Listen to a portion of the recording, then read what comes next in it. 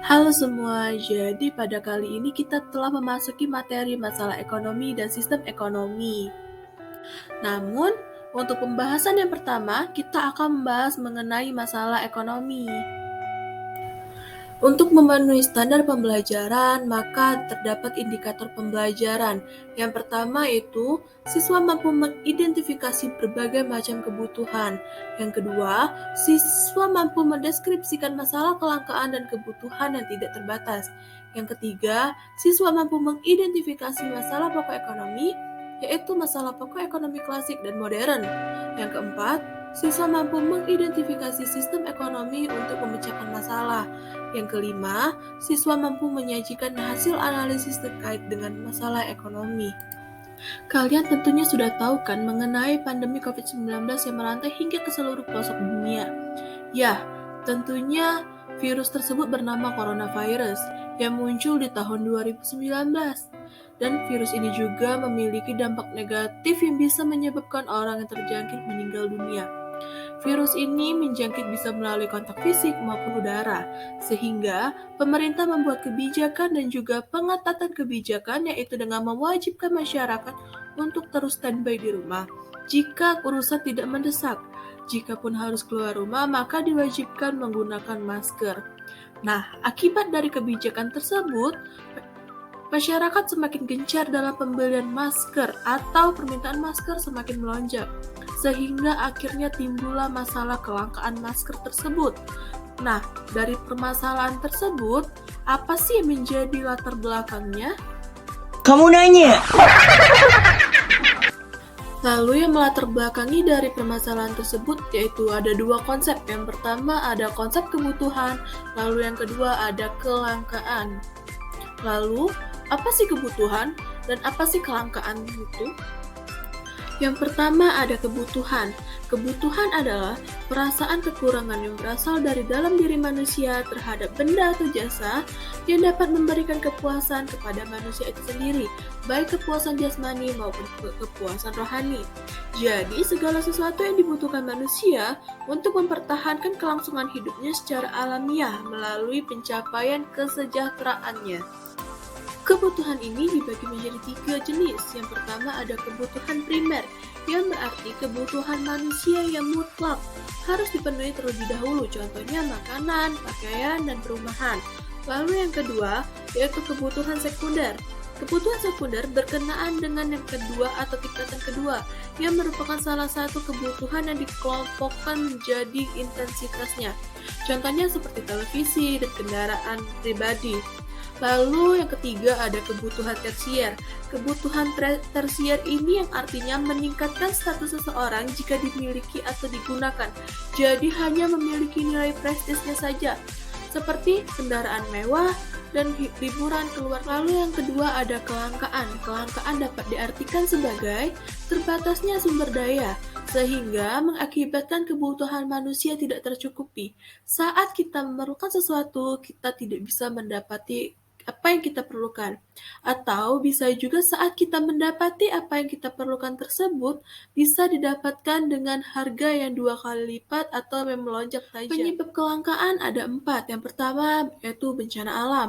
Yang kedua ada perang, yang ketiga ada kebutuhan yang semakin meningkat, dan yang keempat ada sumber daya alam yang rusak. Dan untuk contoh relevannya sebagai berikut. Ya, sekarang ancaman dari Ukraina ini, konflik di Ukraina yang terus berlanjut, membuat harga minyak mentahnya terus mengalami kenaikan. Dan kalau minyak mentahnya terus naik, ya, apalagi di atas 120 sampai dengan 130 dolar per barel, tentunya dampak bencana di Nusa Tenggara Timur, warga kesulitan pasokan bahan bakar minyak. Selain harus mengantre sejak malam, BBM juga dijual mahal.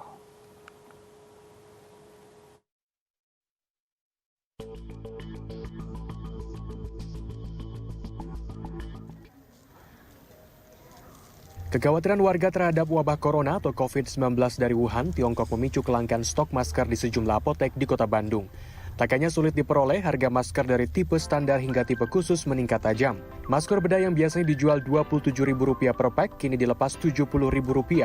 Sementara masker N95 mengalami peningkatan hingga 3 kali lipat, dari biasanya dijual Rp20.000 per buah, kini dibanderol Rp50.000 per buah.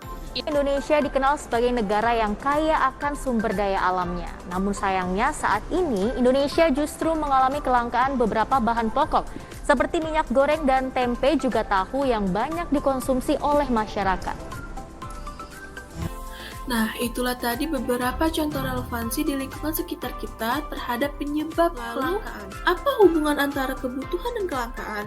Terus, apa hubungannya kedua konteks tersebut dengan timbulnya masalah yang ada? Nah, kebutuhan dan kelangkaan ini saling keterkaitan karena adanya keterbatasan sumber daya alam yang kemudian kita kenal sebagai kelangkaan dan menuntut manusia untuk mengatasi masalah tersebut agar segala kebutuhan dapat kita tetap terpenuhi.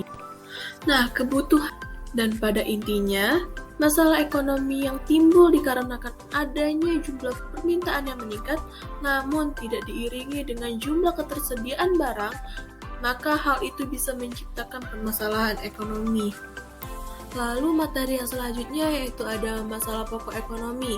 Masalah pokok ekonomi terbagi menjadi dua. Yang pertama yaitu masalah ekonomi klasik, yaitu ada produksi, distribusi, dan konsumsi. Dan ada masalah ekonomi modern, yaitu ada what atau apa, yaitu apa yang harus diproduksi, apa yang dibutuhkan oleh konsumen. Lalu ada how atau bagaimana, yaitu bagaimana cara memproduksi hasil produksi yang dibutuhkan konsumen, dan bagaimana cara menyalurkan hasil produksi kepada konsumen. Lalu yang terakhir ada for whom, untuk siapa. Permasalahan pada kasus ini adalah untuk siapa hasil produksi ini dan pihak mana yang akan memakai hasil produksi tersebut. Keberadaan minyak goreng bersubsidi minyak kita di Kabupaten Cirebon, Jawa Barat langka. Pedagang sudah tidak mendapatkan pasokan hingga 5 bulan lamanya. Di Semarang, Jawa Tengah selain langka, minyak kita juga dijual di atas harga eceran tertinggi. Minyak program Kementerian Perdagangan minyak kita kini tak ditemui lagi di Pasar Sumber Cirebon, Jawa Barat. Pedagang menyebut minyak kita sudah hilang di pasaran. Pedagang sudah tak lagi mendapat stok dari distributor. Selain sulit didapat, sekalipun ada, harganya tak sesuai harga eceran tertinggi. Dulu, minyak kita dikirim distributor dengan harga Rp13.000 sehingga pedagang dapat menjual sesuai harga eceran tertinggi Rp14.000. Sama aja udah nggak ada, terus susah lah, terus harganya juga udah naik. Berapa memang Bu? Ya harus dari sana udah 14.000 kan, headnya kan 14 itunya kan di bandrolnya. Jadi ya udah saya nggak ngambil, kalau harganya mahal sih. Gimana deh? Sudah berapa bulan itu Bu? Ya antara 2 bulanan, Ibu bisa Bu? 2 bulan sampai 3 bulan sudah nggak ada ini Bu? Iya udah nggak ada. Kelangkaan juga terlihat di Pasar Bulu Semarang, Jawa Tengah. Minyak kita kini dijual di kisaran Rp15 hingga Rp16.000 per liter atau di atas harga eceran tertinggi. Menghilangnya minyak goreng program pemerintah ini dikeluhkan warga. Mereka kecewa dengan kelangkaan ini. Terus sama itu minyak kita itu loh, sekarang dulu kan 14, sekarang kok 15, beli lagi 16. Kesulitan nggak Bu yang minyak kita Bu? Minyak kita ya agak kesulitan Mas. Adanya yang curah yang mahal. Ya, kalau yang itu pedagang-pedagang kayak makanan itu kan ya kesulitan Mas. Kalau ambilnya kan seharusnya sehari itu banyak tapi dikurangi. Tidak ada. Sementara ekonom Faisal Basri dalam program Sapa Indonesia Malam menyatakan kelangkaan akibat minyak sawit CPO banyak terserap ke industri biodiesel. Hal ini disebabkan kebijakan pemerintah sendiri yang menetapkan 2 harga berbeda untuk komoditas CPO dengan peruntukan berbeda.